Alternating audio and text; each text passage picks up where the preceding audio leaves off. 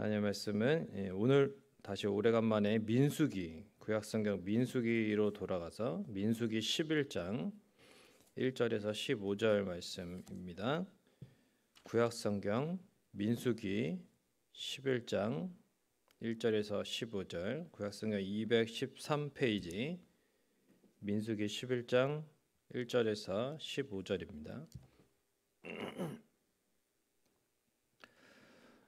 여호와께서 들으시기에 백성이 악한 말로 원망하매 여호와께서 들으시고 진노하사 여호와의 불을 그들 중에 붙여서 진영 끝을 사르게 하시매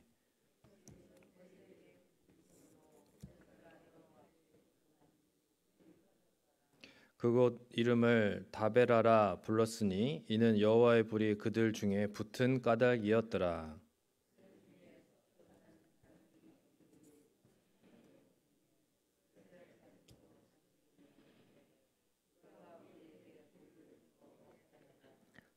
우리가 애굽에 있을 때에는 값없이 생선과 오이와 참외와 부추와 파와 마늘들을 먹은 것이 생각나거늘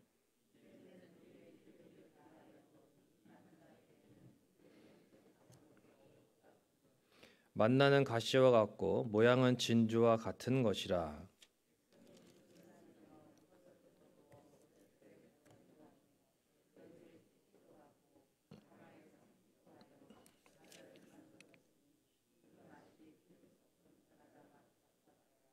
밤에 이슬이 진영에 내릴 때에 만나도 함께 내렸더라.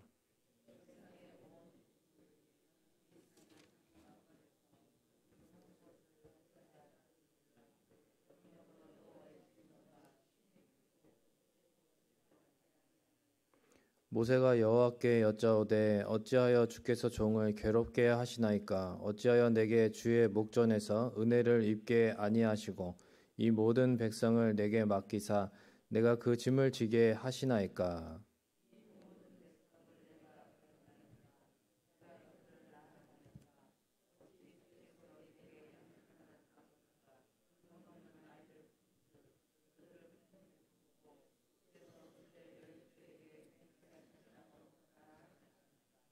이 모든 백성에게 줄 고기를 내가 어디서 얻으리이까? 그들이 나를 향하여 울며 이르되 우리에게 고기를 주어 먹게 하라 하온즉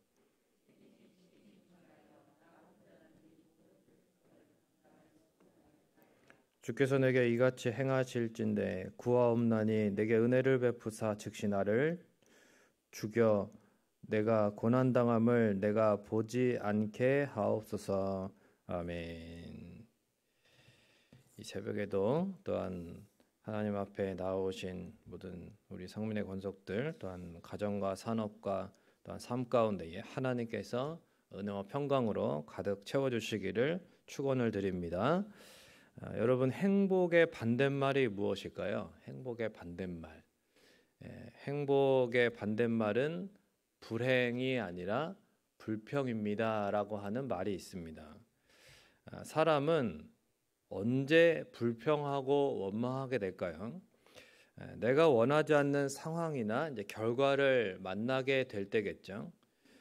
그런데 살다 보면은 이제 원하는 대로 되지 않을 때가 훨씬 많습니다. 그래서 한 조사에 따르면은 사람이 보통 이제 15회에서 30회 정도 불평과 또 험담을 자신도 모르게 그렇게 하루에 내뱉는다고 그래요.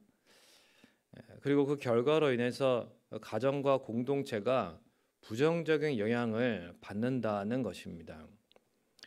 사실 이스라엘 백성들이 나오기 싫어하는데 억지로 출애굽을 시켜주신 것이 아니었습니다.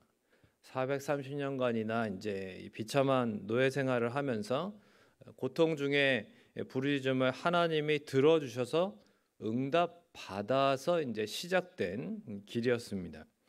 열재앙과 홍해 사건, 구름 기둥과 불 기둥, 그리고 매일같이 공급되는 이런 만나, 이런 정말 놀라운 하나님의 은혜를 경험하는 그러한 여정이었습니다.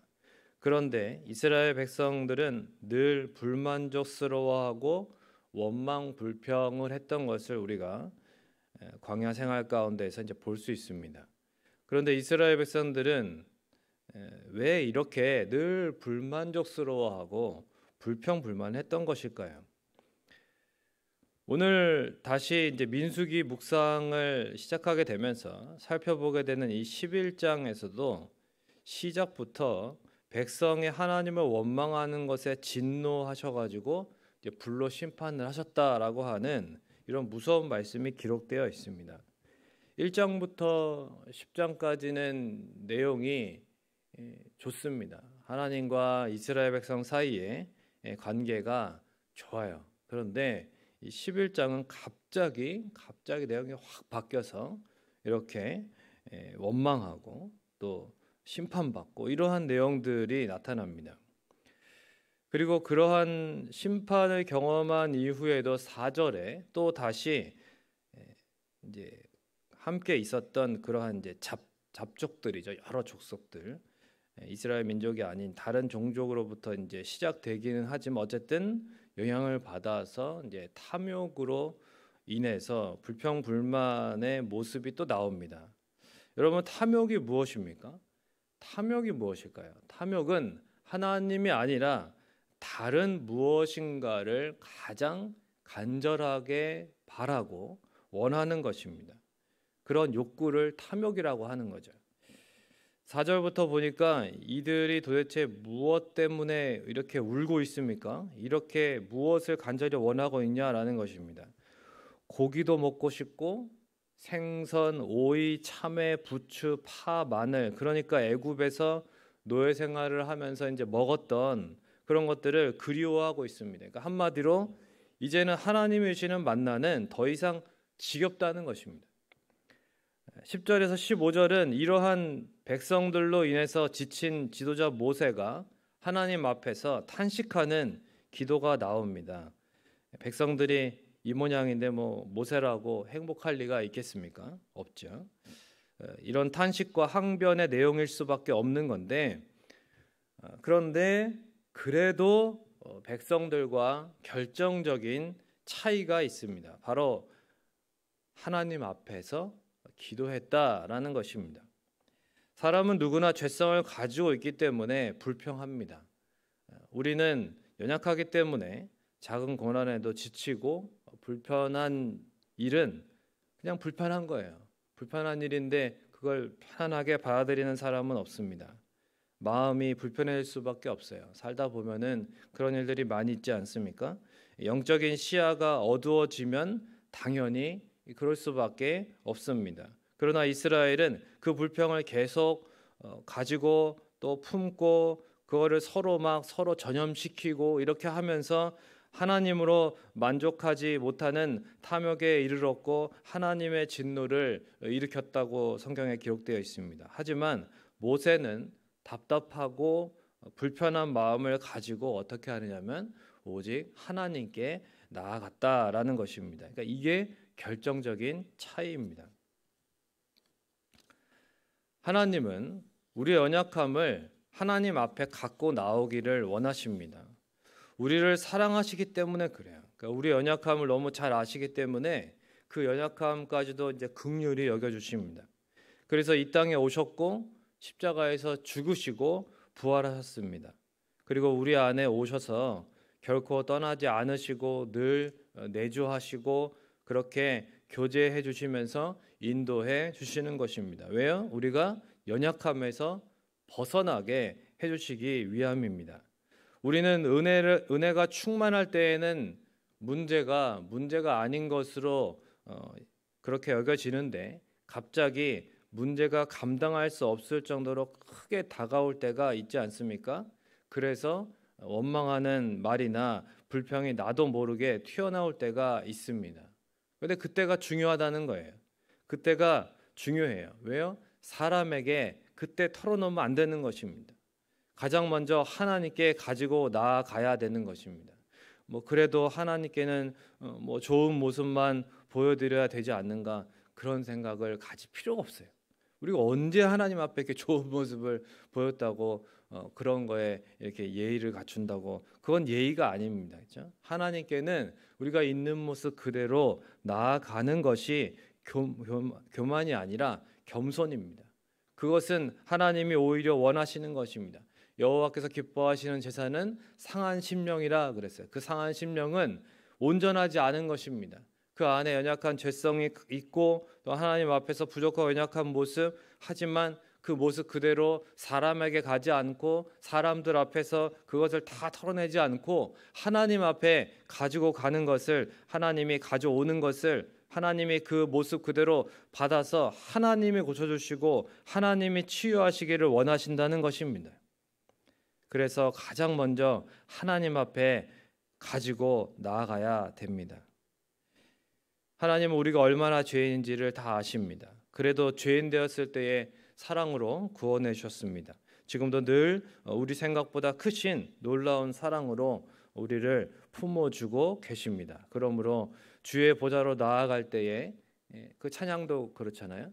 어떻게 나아가야 될까? 그 고민하지 말고 자격 없는 내 힘이 아니라 오직 예수님의 공로로 십자가의 보혈을 의지하여서 나아갈 때에 탐욕도 원망도 다 불평도 이기게 될 줄로 믿습니다.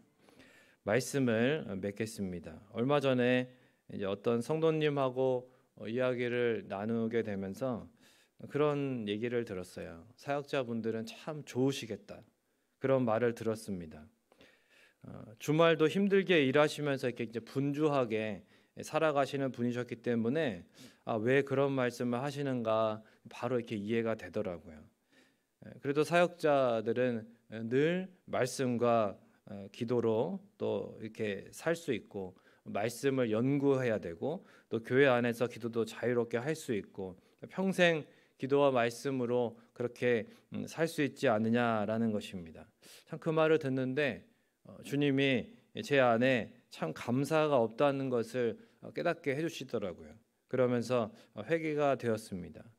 물론 또 다시 불만족스러운 마음이 다시 일어날 수 있겠죠. 하지만 그럼에도 이런 부족한 우리를 아시고 긍휼히 여겨주실 것을 믿으면서 하나님께 나아갈 뿐입니다. 사람에게 많은 말을 하지 마십시오. 사람에게 많이 말할수록 상황에 대한 부정적인 평가나 사람에 대한 부정적인 말을 더 많이 하게 되더라고요. 그래서 하나님께 입을 많이 여는 거룩한 입이 되는 훈련을 해야 하는 것입니다. 사람에게 입 다물고 하나님께 입을 여시기 바랍니다. 한번 따라하겠습니다. 사람에게 입 다물고 하나님께 입을 열자. 사람에게 떠드는 것은 답이 없지만은 하나님께 나와서 하나님 앞에 다 쏟아 놓으면 우리의 심령을 깨끗하게 해주시고 이기적인 오류에서 벗어나게 해주실 줄로 믿습니다. 늘 하나님이 듣고 싶어 하시는 말, 또 보고 싶어 하시는 삶이 아닐지라도 우리가 꽃처럼 향기 나는 그런 모습은 아닐지라도 부족함이 많지만 그럼에도 불구하고 우리를 긍휼히 여기시는 하나님 앞에 하나님을 또한 바라보면서 날마다 하나님 앞에 나아가며 새롭게 되는 저와 여러분이 되시기를 주님의 이름으로 축원을 드립니다. 찬송가 384장, 통일찬송가는 434장 들으시고 기도하시다가 돌아가시겠습니다.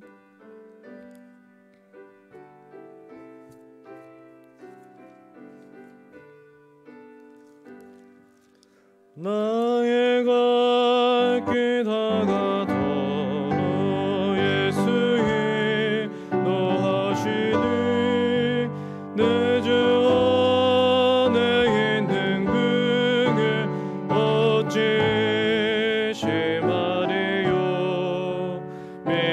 믿음으로 사는 자는 하늘 위로 받겠네. 무슨 일을 만나든지 만사 형통하리라. 무슨 일을 만나든지 만사 형통하리라. 나의 갈 길 다가도록 예수 인도하시니 어려운 일 당한 때도 족하네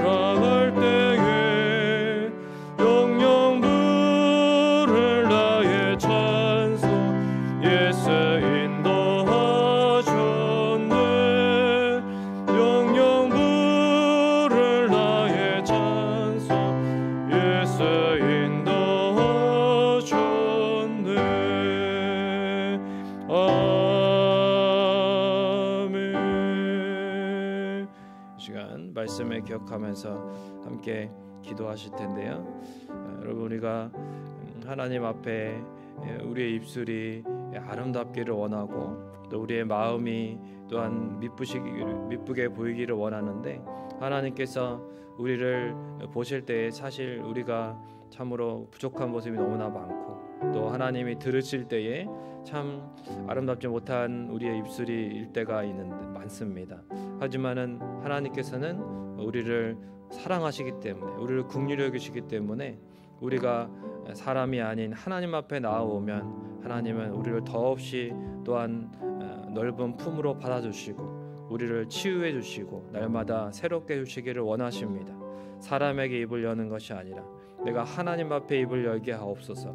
내가 오직 하나님께 구하고 하나님 앞에 나의 속마음을, 나의 원통함을 다 토로할 때에 하나님께서 한나에게 응답하신 것처럼 또한 우리 각 사람에게도 하나님이 응답하시고 날마다 새롭게 하시는 은혜를 경험하며 살아가게 하옵소서. 또한 개인적인 기도 제목을 가지고 기도하시다가 돌아가시겠습니다.